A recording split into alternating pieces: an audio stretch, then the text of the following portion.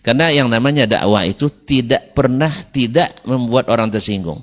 Nabi sendiri berapa banyak orang tersinggung olehnya. Tapi kita berdakwah bukan untuk nyinggung orang, tapi menjelaskan yang hak ini, yang batil ini.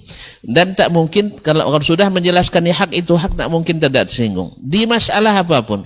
Orang antum lihat dokter, kalau dia jujur kepada orang pesakit, bapak sakitnya ini, tersinggung dia, Pak saya sehat walafiat.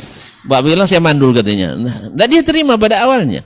Tapi kalau orang yang Allah inginkan kebaikan baginya, dia pikir-pikir lagi, dokter ini ahlinya, saya bukan ahli. Saya merasa sehat, tapi berapa banyak orang merasa sehat ternyata tidak sehat. Berapa banyak orang merasa benar ternyata tidak benar. Berapa banyak awalnya Umar dulu menentang Nabi SAW, tersinggung oleh dakwah Nabi. Dia sesatkan kita.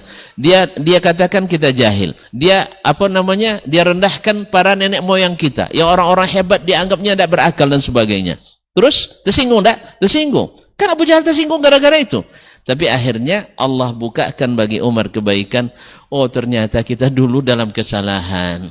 Mereka juga ketika setelah masuk Islam, ya terlambat, tapi setelah masuk Islam sambil cerita-cerita santai, alangkah bodohnya kita dulu ya katanya. Kita bikin berhala, kita yang angkat, kita yang ukir, kita yang dudukkan, kita yang berdirikan, kita yang basuh, kita yang lap.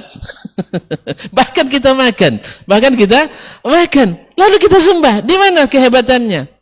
Makanya mereka memuji Allah, kemudian bersyukur pada Allah dan berterima kasih pada Nabi SAW yang akhirnya menunjukkan jalan itu kepadanya. Kita juga, banyak dari kita awalnya memusuhi dakwah sunnah Nabi SAW. Yang disebut sekarang Muslim dakwanya namanya Talafi, itu bagaimana, nanti terserah orang memberi gelar Wahabi dan sebagainya. Awalnya sulitnya luar biasa. Tetapi setelah kita mendengarkan berkali-kali, berulang-ulang, akhirnya Allah buka pintu kebaikan. Memang kebenaran itu ada pada pertemuan Allah, ada pada sabda Rasulullah, dan pengikut yang paling baik adalah mengikut as-salafu as-salih dari umat ini. Akhirnya terbuka pula pintu kebaikan ini. Akhirnya tentram dan nyaman kita di sini. Walaupun tidak sedikit orang yang ibarat kalau kita datang naik pohon, dikuncuh-kuncuh orang dari bawah, Ustaz, supaya kita jatuh. Kadang ditarik-tarik, dilempari dan sebagainya. Dan itulah tabiat kebenaran, dan selama dunia ini masih ada, maka antara hak dengan yang batil biasanya tak bisa berdampingan. Cuman ahlul hak itu selalu lebih penyayang dari ahlul batil.